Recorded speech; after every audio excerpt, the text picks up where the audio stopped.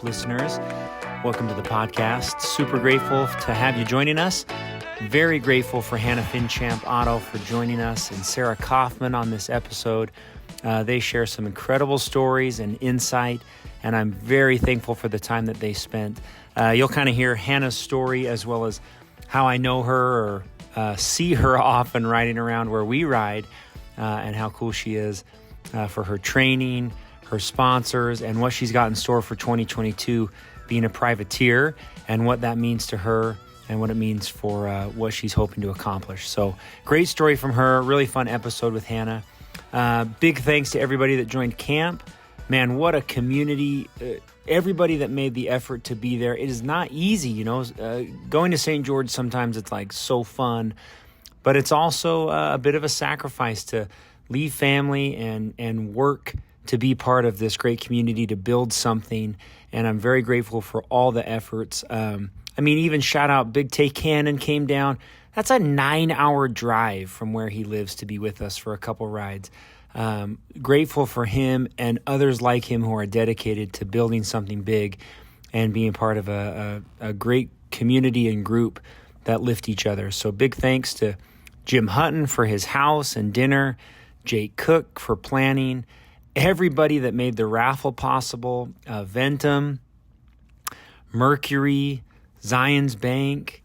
There are so many on that sponsors list that contributed to that incredible raffle that was very fun and really cool to give away so many prizes. So thanks for that. We're already planning next year. Just kidding. But we are. We're looking forward to camp for next year. We've got some fun things for the team rolling out for 2022. A ride calendar is on the top of our list for things that we can do to make the team better and come together better. Also with this podcast, we're releasing the new kit links. So summer kits are going to be available and all the ordering from Voler. Big shout out to Voler for coming to team camp. That was so fun to have them there. Grateful for their effort too. Man, that's an 8-hour drive for Voler to be with us. So thankful for them. All right. That's the end of the introduction. Enjoy this podcast with Hannah and Sarah. I'm thankful again for them and the time they spent, and hopefully you enjoy. Thanks. All right. Welcome to the Duole podcast. I am so excited. Two lovely ladies with me today. So Sarah Kaufman and Hannah Finchamp. Although Hannah, it's Hannah Otto. I don't call you Finchamp. That's going to be really hard, right? That's okay. But thanks for letting people know. It'll be a slow process, I'm sure, to get everyone on board. Well, it says right on the top of your website, like no longer Hannah Finchamp. So well, I'm really excited about the fact that now my name, Hannah Otto, is a double palindrome. Oh, so that's the easiest way to try and remember it. Okay. Very good. If you don't know Hannah, I shame on you. We're so grateful to have her on. And I have asked Sarah, Sarah's been on. Sarah, you've been on once before, although I've used your consulting services a few times to make sure I don't look like a fool. Yeah. So thank you for being with us. Sarah joined early on where we talked about coaching and we introduced you to one of our athletes, Doug Brower. And so thank you, Sarah, for being on, kind of guest with me as well. Yeah, I'm glad to be back. Thanks. Hannah, can I just do a short introduction and then we'll go right into some questions? Absolutely. Okay. So if you don't know Hannah, she's been racing for half of her life. From her website, she says she's been racing since she's 9. And that started on a bike that was more than half her weight. Dude, I want to see that picture. That's fun.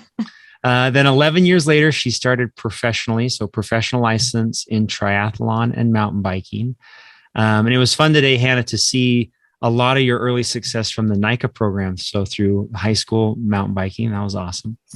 So after winning the XTERRA Amateur World Championship in triathlon, she joined the CLIF Pro Team, then Luna. And after winning the amateur title a second time, she started 100% on your bike, right? 100% mountain biking. Yep. She's worked up the ranks, starting as a 2-time high school state champion on mountain bike, and then earning podium positions at multi-pro cyclocross and epic races, and finished off her college career 5-time national champion. What in the world? And that was from Lindenwood University. I had to look up where it was, St. Charles, Missouri. You finished there with a degree in athletic training and exercise science, and as a USA certified cycle coach and board certified athletic trainer. So as everybody knows, we get all of our kits from Voler, and Hannah's sponsored by Voler. And that's how I first met you, is scrolling with my thumb. And I saw you would often be featured on Voler's social posts. So I jumped over to your page and I'm like, that is Emigration Canyon. And so I call it investigative research, but it's really just stalking. And it turns out you're right down the street from me on 45th South in Salt Lake City. So now I'm always that creep that's honking and waving, and it's Hannah. And she's like always gracious to wave back, but has no idea who I am. So I know I always see her in my neighborhood too. But Hannah, can I just ask, all those 5-time collegiate national championships, was that across multiple disciplines, I'm guessing? 2 were XC, 2 were short track, and 1 was cyclocross. Okay, cool. Mm-hmm. Dang, so cool. Yeah. And now you're not in your orange outfit, so I don't recognize you as well, but your new 2022 kit is so good looking. It is really pretty. Is that a good word? Pretty?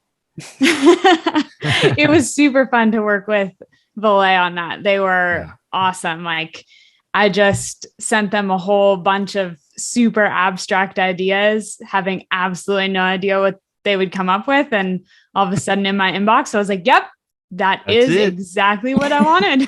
Very and cool. I didn't even know it. It's so awesome. And 100% approval from all the ladies on the Duole team when they saw it. They love it. So it's very good looking. And then you've spoken a few times to our high school mountain bike team, which is fun. I pretended like I was a coach and went and listened. So really fun for you to be part of this community. And I don't know how long you're in Utah, but it sure feels like you're here a lot training as I watch your Strava. And anyway, so great. Oh yeah. I moved here when I graduated college in 2018, and we just bought a house. So I will be here for the long foreseeable future. Dang, that is tough in these really these trying times. Congratulations. Yeah. Thank you. That's awesome. I spent a lot of time doing a little research on how your career as a professional and endurance athlete started, but maybe you tell the story, how it all came to be. Yeah, I definitely took a less traditional route to the place that I am today. But yeah, I guess I'll just say how it all started. I started like a lot of kids do in the sport of soccer. I played a lot of soccer growing up. And when I was 9 years old, I would often find myself asking my mom if I could get to practice early so I could run laps around the field before practice, which was somewhat abnormal for a 9-year-old child. So my mom noticed that and asked me, well, would you rather just do a running race perhaps? And I said, yeah, that makes sense. I'll sign me up for a running race. So I went to the running race, and at the race, there was a booth advertising a triathlon. And I stopped at the booth, looked at what triathlon was, asked the guy all kinds of questions, and said, yep, actually, that's what I want to do. And I asked my mom to sign me up for a triathlon. So she took me to a little camp where I could learn how to do it. And the rest was history. I raced triathlon from 9 years old to 20 years old. I raced on-road, draft legal, the Olympic style. I raced events like Escape from Alcatraz. I raced all over the country. I raced internationally. I raced XTERRA. And ultimately, I went to college as a triathlete. I signed at Lindenwood University on an academic and cross-country running scholarship. And I ran for their track and cross country team. I swam for their swim team, and I rode for their cycling team. Oh my goodness. And so that I was pretty set. That was what my sports journey was going to be. I was a triathlete through and through, and I was pretty dead set on that. I absolutely loved it. But I won, as you mentioned, the XTERRA Amateur World Championship at ages 16 and 17. And I earned my professional license through that and through some on-road races as well. And I thought, okay, this is what I'm going to do. CLIF Bar recruited me onto the CLIF Pro Team for triathlon. At that point, they had a triathlon program. And then around age 20, my junior year of college, CLIF Bar came to me and said, we're discontinuing our triathlon program, part of the team. You're welcome to continue on as a sponsored athlete. But if you'd like to continue on as a part of the team, you're still so young that we'd love to support you if you'd like to transition into mountain biking. And so that was a really pivotal moment in my career. And having done NICA and racing in college, I knew that I did love the mountain bike, and it just felt like the next perfect challenge. So I went all in on it. I went from winning the world championship to being the last call up in the Pro XCT start grid. And I felt like in many ways I started all over, which a lot of people always ask, oh my gosh, was that so hard? But it was really invigorating. It was really exciting to see what I could do in this new sport and to work my way up to where I am now. Hannah, do you think you would still be racing triathlon without that decision put in front of you? It's such a hard question. I do think about that often. I know without a shadow of a doubt that this is what I'm supposed to be doing, and I absolutely love it. So I would never change that decision. I think I would have gotten there eventually, but I'm not sure through what route. Yeah, that's a really tough decision when you feel like you're on a set path, and then you're presented with a great opportunity, but a pretty different direction. Yeah, absolutely. Yeah. Hannah, when you are looking at all, like for me, this sport takes an incredible amount of energy, like cycling in and of itself, like whether it's like our diet or even resting for me is hard. I don't ever want to do that. And it's the hardest part. But it feels like you are blessed with an incredible amount of energy, whether it's like a 9-year-old running around a field. But as you've poured your heart and your body and everything into this, what is motivating you to do it? I mean, where does it come from, all this energy? Yeah. I mean, for me, I just feel like this is a talent that God has blessed me with.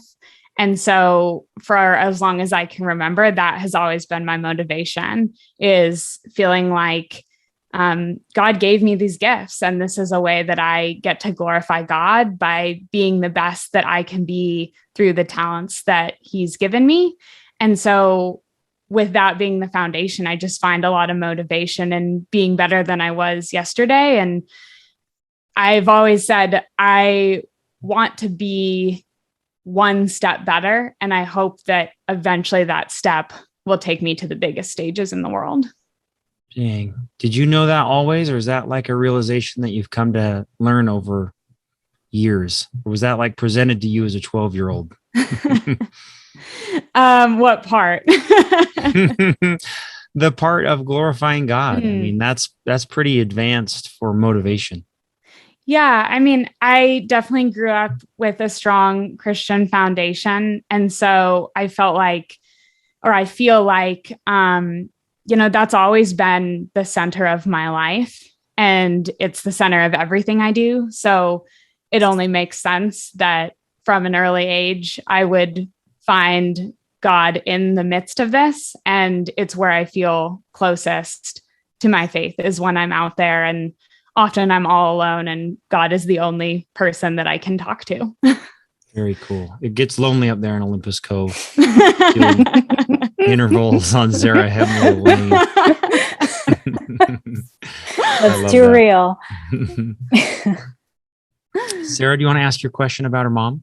Yeah, I mean, that does kind of tie in. Like I remember I've just seen you over the years at your races, and it feels like your mom is always there. She's always very sweet to all the other racers, but she is always there for you. And I'm curious what kind of role she played.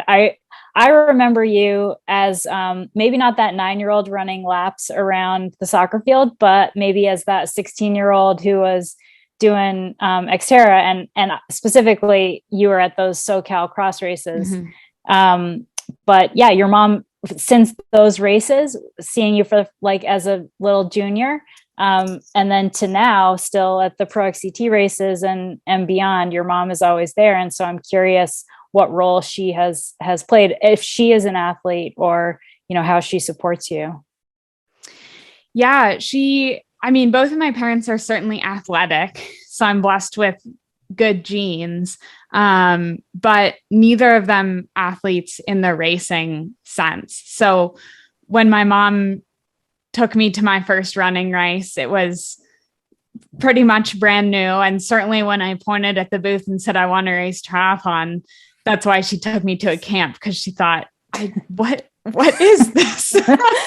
You know, back then it was probably new for most people to hear about. I remember explaining it to all of my classmates. And so, yeah, I mean, my mom really just took it all, you know, the bull by the horns. And for how long, you know, 9 to 18, she was signing my race waiver for me.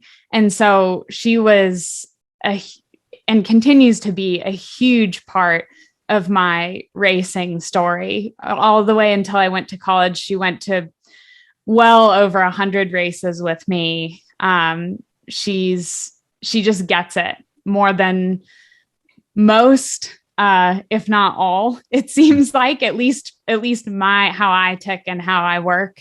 So yeah, she's just been essential to my racing and to my journey. And you can tell I'm a little at a loss for words, because it just, especially now looking back, it blows my mind the way that she was able to just, I'll learn how to pack this bike and teach my young daughter how to pack a bike. And I'll do all these logistics, and I'll, you know, learn and drive the course to show her what the course is, and to make sure that she's safe, and to find her people she can ride with so that she's safe out on the roads. You know, these are all things that as a kid, it's like, oh yeah, I have these riding buddies. Oh yeah, I got to this race. It just made sense. But now looking back, she was a team manager, which we all know is a huge job. Well, it's interesting too, because I think a lot of parents with their kids, if they are athletes, maybe the kids are a little bit the parent living vicariously through kind of watching their dreams play out. But, you know, it sounds like she just fully got on board with your dreams to support you. And it's really pretty amazing. It's pretty cool. Most definitely. It felt like I definitely was always pointing and saying, I want to do this, I want to do that. And she was just, okay. And then she would learn how to allow me to do it. Like you said, the SoCal cross races she took me to a bike shop. So like, it was like a women's clinic. And so I went to the women's clinic, and Dorothy Wong, who leads the SoCal cross series, was there showing photos of racing bikes in the snow. And I pointed at that and said, I want to do that. And my mom said, okay, it seems like this woman can show you how. So I raced for Dorothy's team in the SoCal Cross Series for a while. And yeah, it just, every little piece I feel has contributed to where I am now. Yeah, it's pretty cool. And just as a side note, when I started thinking about remembering you in that series, I had to note that out of that series around that time, we have Corinne Rivera, Alexis and Kendall Ryan, and you. So it's a lot of female national champs in many disciplines, extremely dominant contingent that came out of there. Yeah, it's really cool to look at where all of them have gotten to at this point, and being able to point to their Instagram and their photos and their success and be like, oh man, I've lined up with them. I've raced them. So yeah, it's really cool that we all started in that place together. Yeah. That's cool. Very cool. Hannah, how did you go from, was there ever a point where you were like, I'm pretty good at this, to like, no, I'm way good at this? Like, how did that come easily, or did that come over time? It's such an interesting question, because, you know, I think when you're winning races, you're aware that you're doing well. But something that I've definitely continue to discover is how many steps there are to this sport. And it seems like you never really know what's next until you're there. So, going from I'm good at this to I'm going to be a professional to I'm going to make a career out of this. Those were some big steps that I feel like were certainly some wild dreams, but I had no idea how they would come to fruition. And so for me, I think, throughout my younger years, all the way through high school, it was always just a focus on being one step better, whether it was in my own training, I want to be a couple seconds faster in my loop or whatever it was to, okay, I placed 5th here last year. I want to place 3rd here this year. And, it wasn't really until I started getting to the point where that next goal was a goal that allowed me to earn my professional license that I thought, oh, wow, that's so cool. I'm quote unquote a professional athlete. But then that begs the question, well, what is a professional athlete? Is it having that license or is it getting paid to race and making a career in sport? And it wasn't really until college that became a question and a focus and a big goal, because that was when, you graduate from college, it's time to figure out what your career is. And I knew that if this was going to be that step needed to be made by then. Very cool. Sarah, just for you, I mean, was it similar? I don't know how this is one of the things I'm so intrigued about is how it happens. I mean, because I ride with group riders all the time and they're like, dang, that guy's good. I mean, at what point are you like, no, he's not good, or she's just not good? They are like elite. How did you know, Sarah? Well, I mean, I don't put myself on the level that Hannah is. And I always kind of laugh at the quote unquote professional license because, like Hannah says, there's a point at which you get that license versus making a salary. And I mean, I've had a professional license since 2007, I think, or 8, but I've never made a salary doing this. So it is a little bit, when you talk about professional athletes, there's a pretty, within the world of cycling, there's a pretty wide range. And then, compared to like a basketball, like an NBA player or something, it's a little bit different. I don't know. There's a wide perspective. Range. No, it's really good perspective. We were with the Voler factory racing team down in St. George. They came with us to team camp. Well, one of their athletes. Cool. And we kept asking Brad, he's Brad Wiggs. We kept asking him, Brad, you're a pro. And it was finally day 2. He was like, you guys, I'm just going to stop you right there.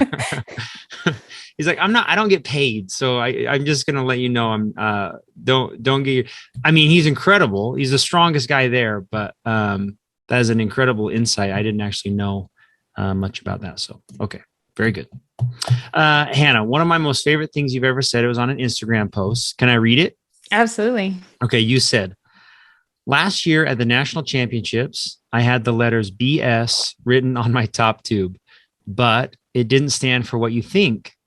The letters were short for my mantra, braver than you've ever been, stronger than you even know. Even after I remove those letters from my bike, it's a mantra I continue to repeat to myself. There's something about being braver and stronger that inspires confidence. I think the mantra applies both on and off the bike, especially right now. We all need to be a little braver and stronger than we've ever been. Can you talk a bit about that mantra?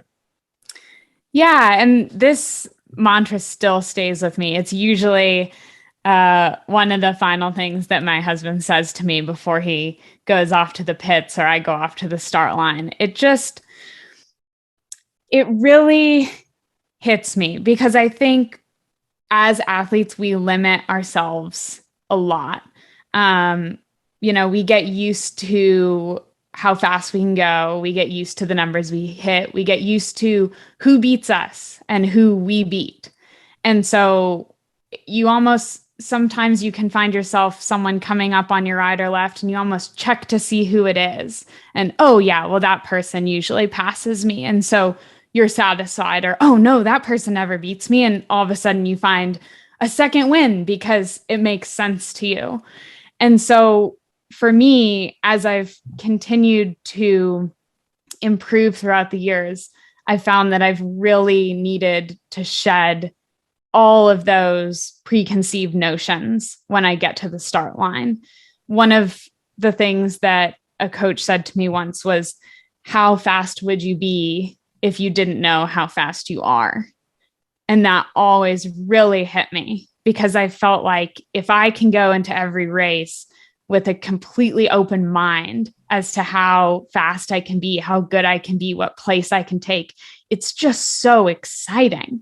And I think that when you race with that excitement is when you do the best. And so for me, braver than you've ever been, stronger than you even know, it has excitement attached to it. And it also reminds me that I already am. I already am braver. I already am stronger. I'm not trying to accomplish those things today. I'm just showing up and being what I already am.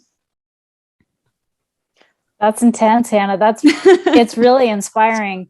I had a few athletes, it's springtime, right? The race season's just getting started. And I had a few athletes do their first race, in the last few weeks.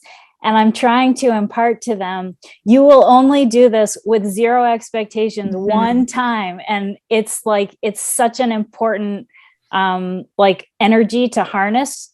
And exactly what you're talking about is to try to hold on to that and take that to the start line every time. But it's really hard to do after you have some expectations for yourself.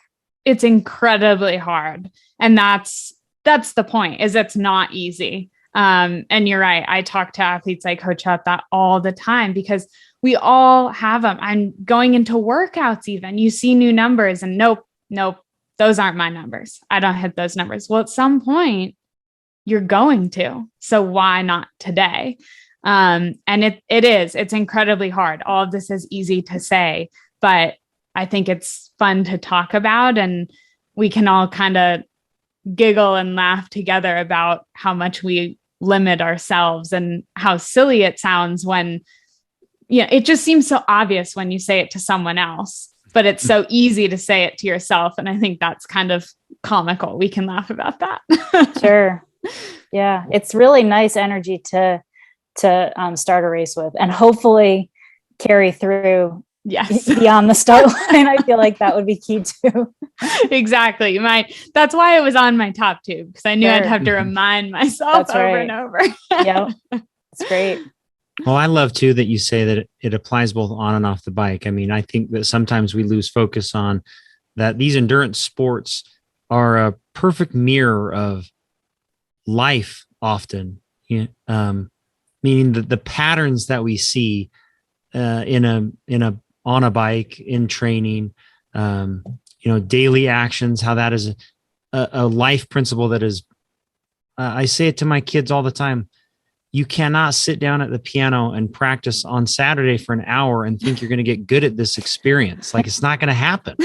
And it's the same thing, as silly as the pattern is, to do this day after day after day, and to think that the mantra applies both on and off the bike. I just love this. I think it's very cool, very insightful. I love it. Are you saying this to yourself even in training? I want to say it every time I get to the bottom of immigration. I've been here. I know what happens here, but it's not going to happen today. Absolutely. I think sometimes training is the hardest one of all. Like I said, it's when you're saying braver and stronger, you already are. And that's what you've built in training. That's what lays that foundation where you can stand on that start line and say, I know I'm better than I was, because I've already proved it 10 times to myself since the last race. That's where you can start to logically and intellectually shed the pressure of the race, even though emotionally, I'm sure we all still carry that pressure. Sarah had some really cool insight to last year and your journey on some of your races. Sarah, do you want to talk about the question you've got for Hannah? Yeah, I wanted to hear about Team US Sleigh. last year, as part of the Olympic long team, you and Leah Davison, Chloe Woodruff, Erin Huck, Kate Courtney, and Haley Batten became U.S. sleigh with the shared goal of achieving a third Olympic spot for women's XCO. Kate had an automatic spot, but the rest of you were technically fighting for the remaining spots. While you were competitors, you all recognized that you were stronger together, and your shared goal of a third spot was bigger than anyone's individual goal. It was incredible to watch, so inspiring. And I'm curious, I want to hear you talk about the whole process, but I'm curious if it was a specific idea that someone articulated, or if that just kind of came to life organically, and what that experience meant to you. It was, I think, a lot of people, especially a lot of women, I have to think men and women, but so many of us were so inspired by that, because this is an individual sport at the end of the day, even though, you're a privateer, but I'm sure you've had teammates in the past. When you go to the line, it's like, yes, they're your teammates and you may work together, but it is an individual sport, and you were all, working as individuals, but you had a shared goal that became bigger. It was incredible. Absolutely. The short answer for me was that it was a dream come true. I learned a tremendous amount throughout that process last year and from those women. So I'll just do a quick recap of kind of how all of this went down. So the Olympics truly are a 4-year journey. I remember hearing that a lot, growing up, thinking, well, yeah, it's a 15, 20, however long you've been training journey. But it truly is a 4-year journey, in that the US has to gain points in order to gain spots, and you have to qualify for the long team. So in 2019, the long team was established. There was a set of criteria in which you could qualify for the long team. USA Cycling set the criteria. And at the World Championships, in 2019, I met one of those criteria to be on the long team.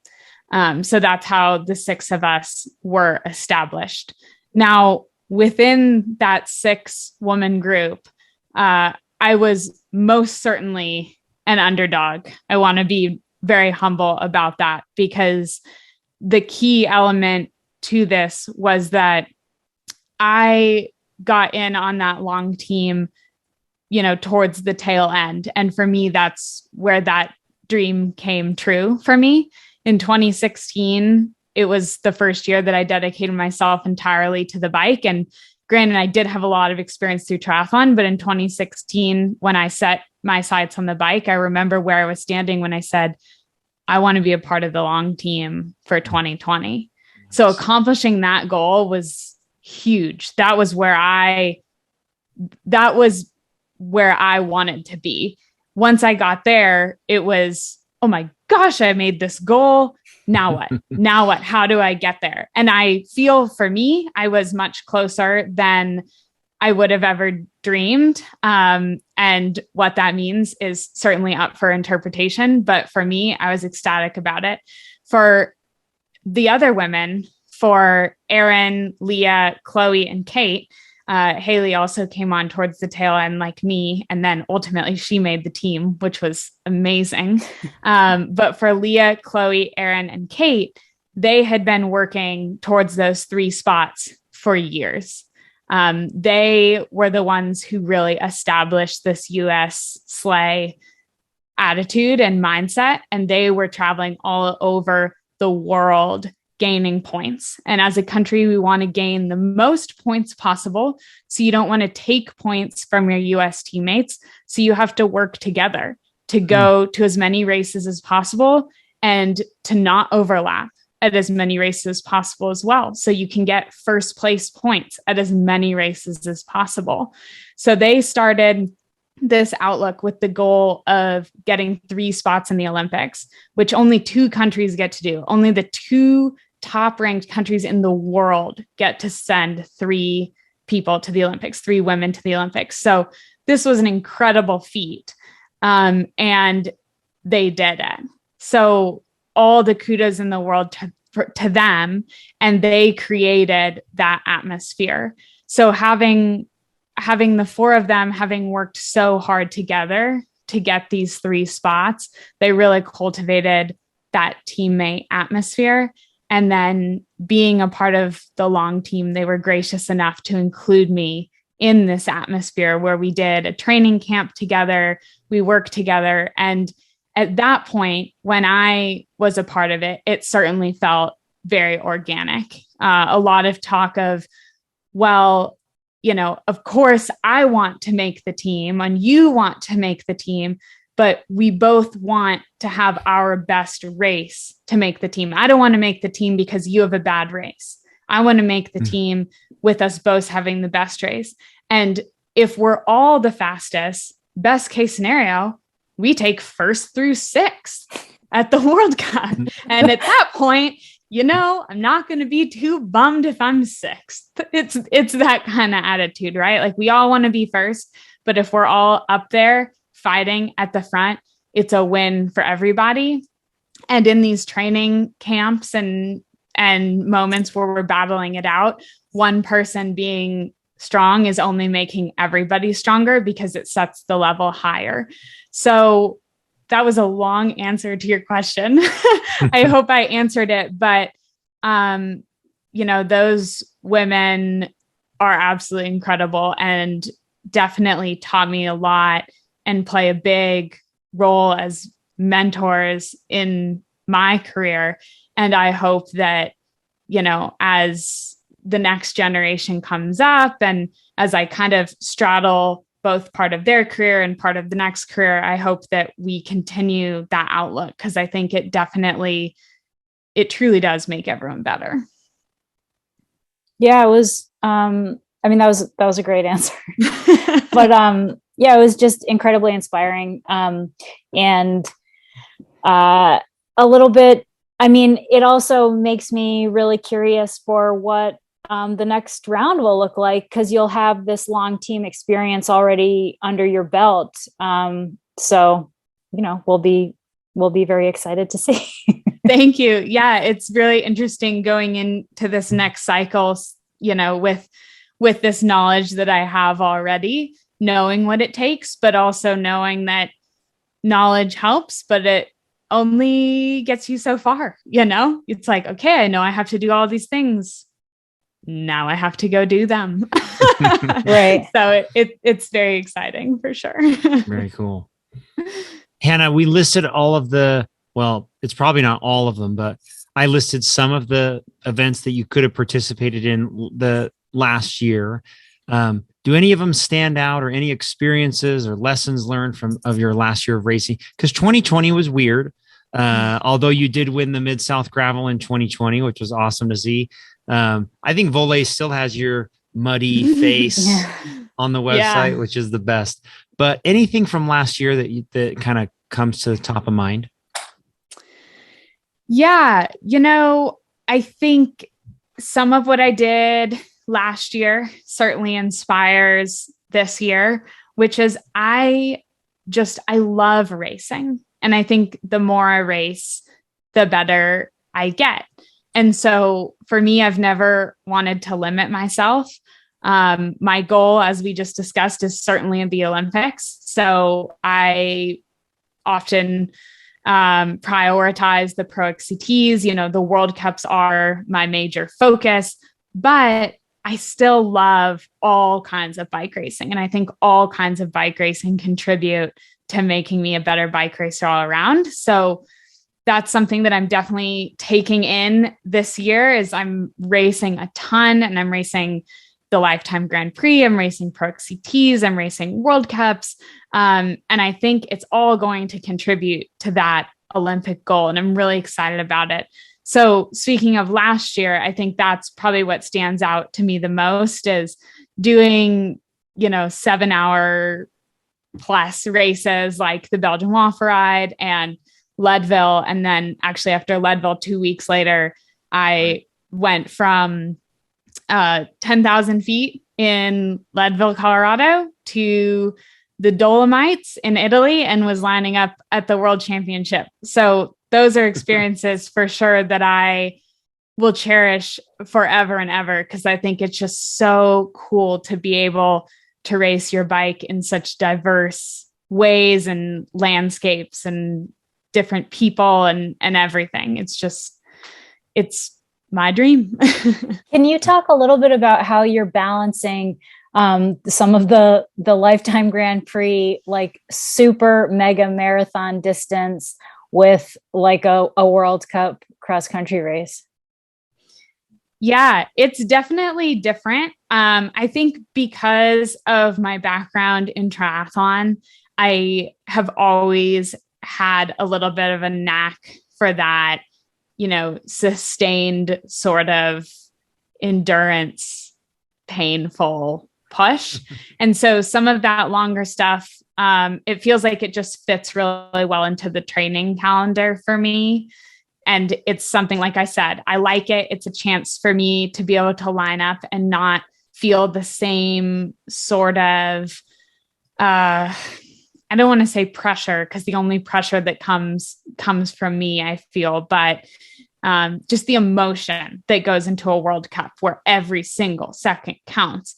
Leadville, it's a much more relaxed start line because you have 8 hours to make it happen or, 7 hours, whatever it may be on the day. So, it definitely is a unique way to do it, but I feel like I've always trained with really big volume. It works well for me. And so some of these longer races are simply chances for me to do a really hard training ride with hundreds or thousands of my closest friends. Right. Okay. Yeah, that's fair enough. That makes sense. I'm really curious to see how many people, because in my mind, looking at the Lifetime series, I'm like, that's a pretty full race calendar considering how big, a lot of those days are. So I'm excited to see people compete in that, as well as how they pair with other events. Yeah, it seems like a lot of people on the list have or come from different disciplines, which I think adds an element that I'm really excited to see as well, because not only will everyone be balancing some sort of different racing calendars or sponsor requests or whatever else they might dream up, but everyone's going to come with different strengths and areas of opportunity. And so I think it's going to be really exciting how these races play out, because when everyone's a cross country racer, everyone's training for the same types of effort, and whoever's the best at that effort prevails. But when everyone's coming from these different backgrounds, it'll just be so fascinating to see who can use their strengths to pull off the win. Sure. Very cool. Yeah, it makes sense. Hannah has added something new, like a new twist for 2022. We alluded to it earlier in the introduction, but in Velo News, which I didn't know you write for very frequently, January 7th, 2022, she announced that she would be taking on privateering. Not even a word I knew existed. She said, I'm excited to announce that in 2022, I'll be privateering. Honestly, excited is an understatement. I feel more motivated and inspired than ever before. And that's for more reasons than you might expect. Can you talk about that, Hannah? What it means, what it is, how you made the decision? Yeah. So like you said, I'm privateering this year, which essentially what privateering is creating your own team, but as one person. So I've, gotten my group of sponsors around me, and together those sponsors and myself create a quote unquote team. And so for me, my co-title sponsors are Pivot and DT Swiss, which they've really stepped up to the plate, and I'm super excited for what we have in store this year. And then, as you mentioned, we share the sponsor of Voler, who helped me out with that awesome kit. And then I also have Kenda on board.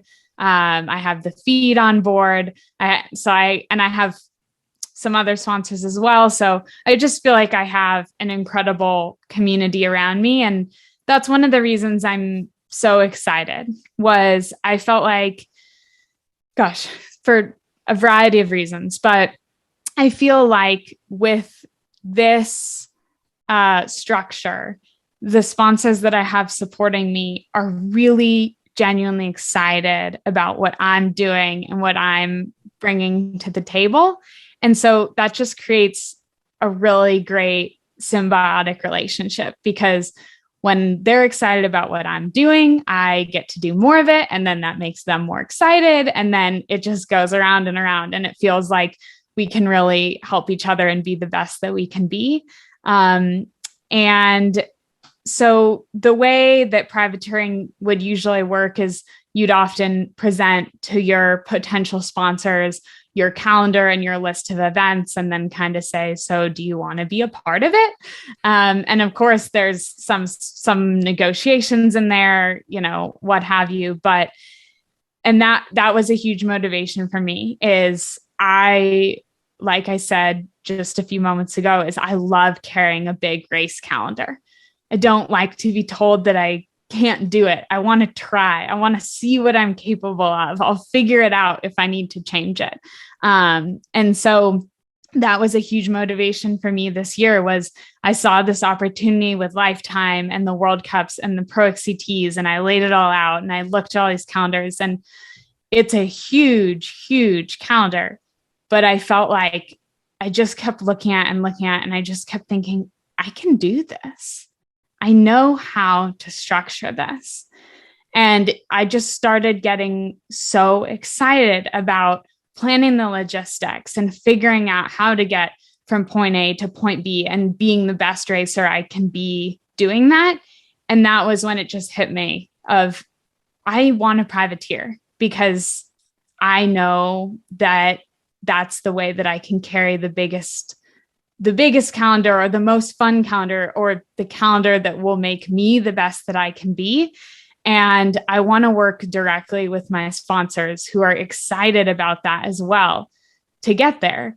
And that's why I just keep saying the word excited. I feel like I'm overusing it, but I just feel so excited, so energized, because I feel like I'm just carrying all of the momentum behind me, like wind at my back from all of these people who have equally, raised their hands and said, yeah, like we're in, go for it. And so I just feel all of that wind going forward, and I'm excited. Excited. Excuse me. No, that's great. Sarah, any questions about privateering?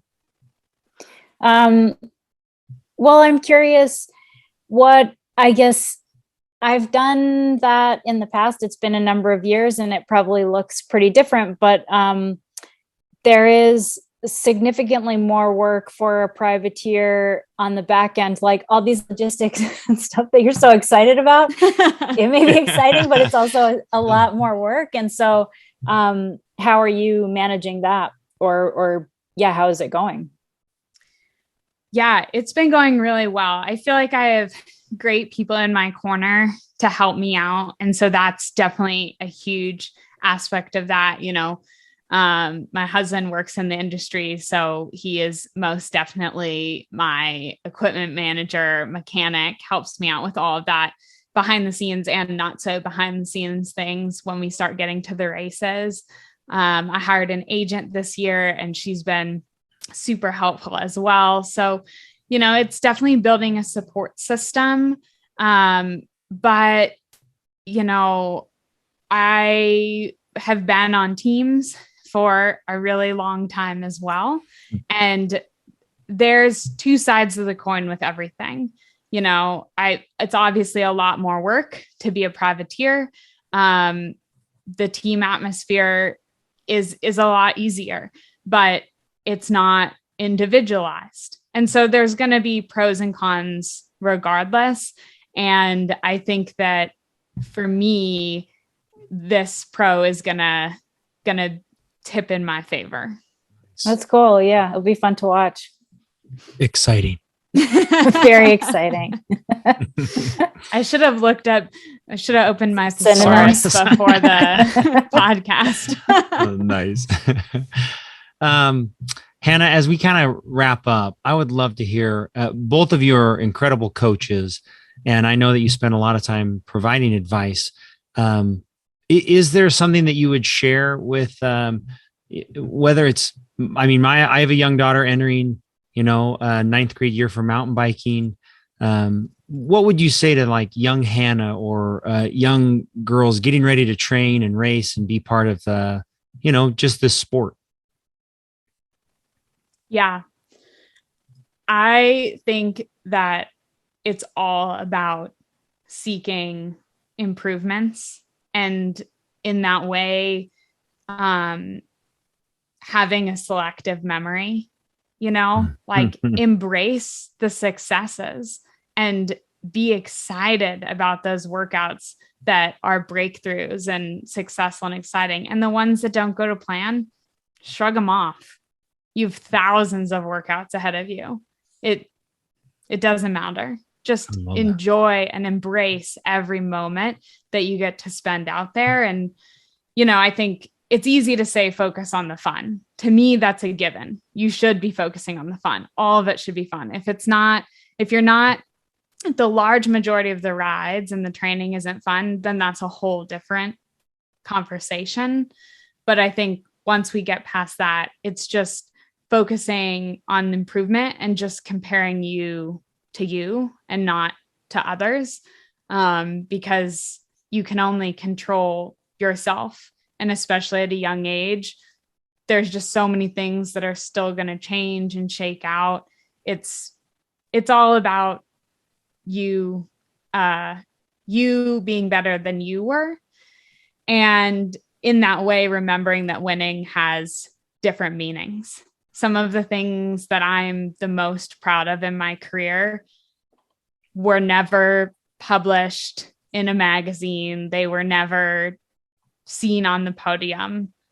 Some of the biggest wins that you can have are just things that you experience within yourself and in your own heart. And that still counts as a win. And don't ever minimize that. And don't let anyone else minimize that. There are a lot of times that when I first started, like I said, going from world champion to last in the grid, that someone would ask me, "Oh man, how are you okay today? Like, are you disappointed or whatnot?" And it would almost take me aback because I'd have to remember, oh yeah, I didn't win. Because in my mind, I had won. I had won my own little race, my own little battle, whatever that was. And I think that's what can keep you in the sport for a long time. Very cool. Go ahead, Sarah. Oh, well, I was going to say, Hannah said, focus on the fun is a given.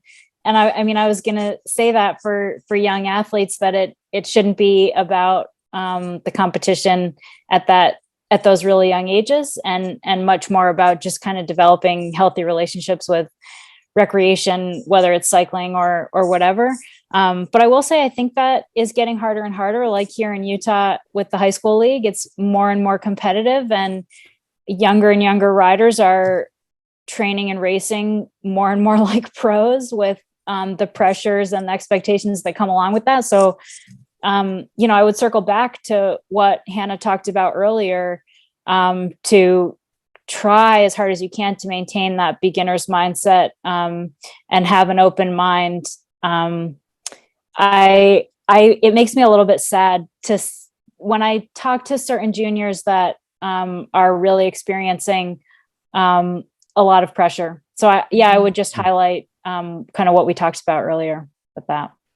Absolutely. And I think that ties in as well to just understanding that as an athlete, you're a human being, and you're an entire human being. You're not just a motor. You're not a robot. You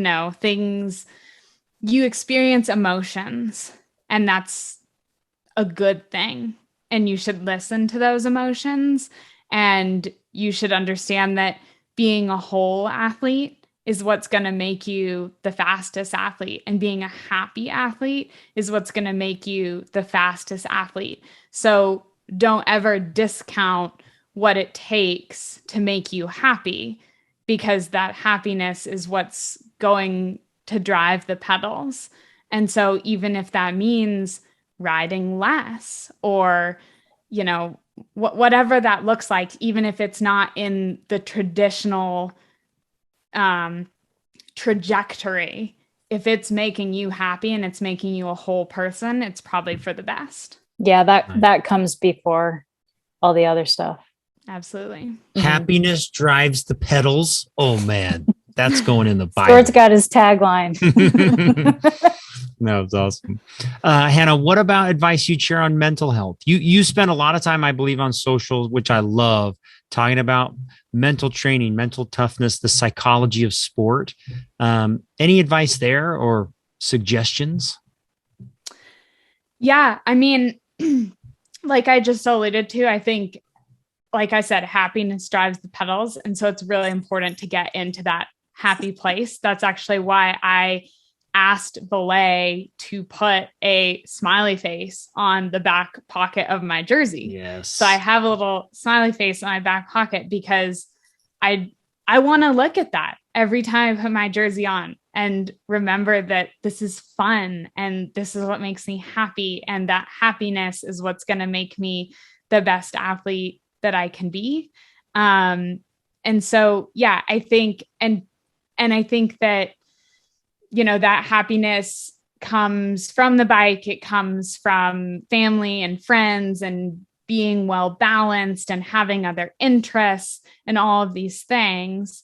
But, you know, when we're just honing in on the bike, one of the exercises that I like to give people a lot is creating a happiness journal or a gratitude journal or whatever you want to call it. Is I'll tell people that for every ride they do, to write down 3 things that made them happy or that went well.